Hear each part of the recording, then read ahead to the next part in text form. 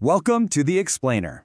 All right, let's jump right in because today we're synthesizing the massive announcements, the confirmed tour dates, and those major industry moves that are mapping out SB19's highly anticipated global era. If you've been following the Mahalima, you already know things are moving incredibly fast right now. We're looking at a group that is actively reshaping the international music landscape. So we're going to break down exactly what this 2026 and 2027 timeline looks like, digging into the data, the dates, and the wild strategic business moves happening behind the scenes. Okay, 100,000. Just wrap your head around that number for a second. That is the staggering, record-breaking crowd that packed the SMDC festival grounds for their Wakas at Simula Finale. Seriously, 100,000 fans in one place. This wasn't just a concert, it was an absolute cultural milestone. A turnout like this definitively proves their massive drawing power and sets an incredibly high baseline as they pivot toward international arenas. Because let's be real, when music executives see numbers like this, they aren't just seeing a successful local act, they're looking at a global, stadium-level phenomenon in the making. Section 1. The Dawn of a Legend. Which brings us right into Section 2, Historic Global Festival Takeovers. And honestly, we aren't even waiting around for 2027 to see them back on the global stage, because this summer is already totally stacked. Notice the strategic pacing here. We've got July 30th locked in for Lollapalooza in Chicago, followed almost immediately by August 15th at Summer Sonic in Tokyo. This isn't some slow, cautious rollout. This is a rapid, dual-continent festival assault that puts them directly in front of massive, diverse crowds within just weeks of each other. Let's zoom in on that Chicago date for a minute. On July 30th, they are making literal history as the very first Filipino boy group to take over one of the absolute biggest music festivals in the world. Lollapalooza is a complete institution, right? Getting booked here isn't just about playing another gig, it's about shattering a massive glass ceiling in the Western music industry. They are charting territory that no other Filipino boy group has ever touched, acting as true trailblazers for P-pop on an iconic American stage. And then, the momentum just keeps rolling straight into Japan on August 15th. They'll be hitting the prestigious Summer Sonic lineup alongside some truly massive global artists. I mean, look at the caliber of company they're keeping here, sharing billing with international heavyweights like Alex Warren and the legendary David Byrne. Placement like this, it confirms their status. They aren't a niche act, they are peers among global giants. It's just an incredible validation of their universal appeal. Section 3. The Global Era World Tour. So to really grasp the immense global demand driving this upcoming tour, we just have to look at the number 9, specifically their recent number 9 spot on the Billboard World Digital Song Sales Chart.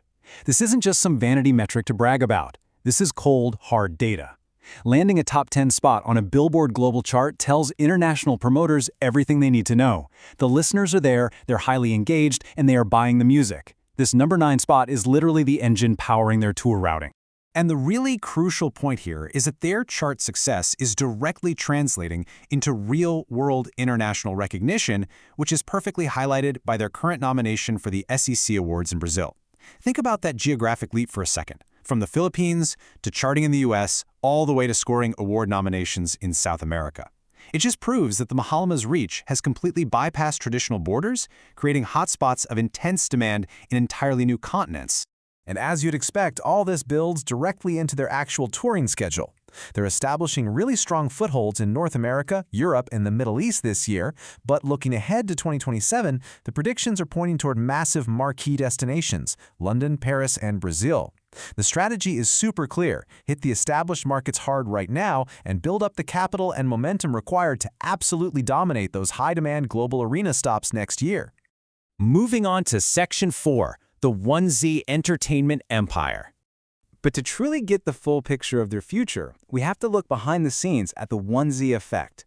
There has been this massive evolution in how they operate. They've completely moved past the standard industry model of being traditionally managed idols, artists who are just told where to stand and what to sing.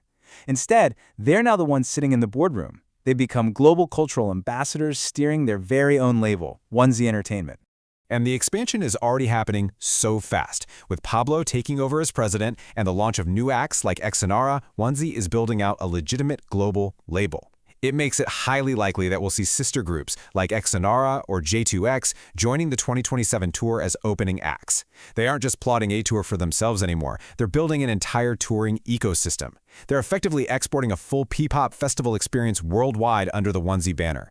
Their overarching vision is crystal clear, and it really comes down to this quote. They want to prove on the world stage that being self-managed isn't a limitation, and that P-pop is a standard of skill, not just a trend. As they laid out in their Asian Journal interview, this is about showing the soul of the Filipino to the world. We're talking world-class choreography, elite vocal performances, and top-tier production value that stands toe-to-toe with absolutely anything coming out of the Western or K-pop industries. Plus, they're aiming to completely revolutionize how fans experience this live.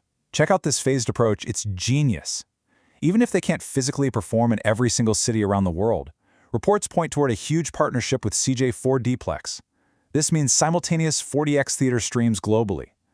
So fans everywhere can experience the crazy energy of a London or Paris arena stop in an immersive cinematic environment.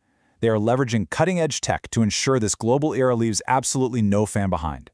So as they continue to shatter these limitations and completely redefine the global music industry, both as executives and performers, it really just leaves us with one question to manifest together. What dream venue will they conquer next? We've seen the 100,000-strong crowds, we've seen the historic festival bookings, and we're watching them build a massive empire with Onesie Entertainment. The foundation is absolutely rock solid. So I'll leave you with this.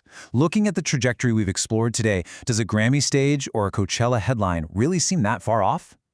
Let me know what you guys think and keep exploring this fascinating global journey with us.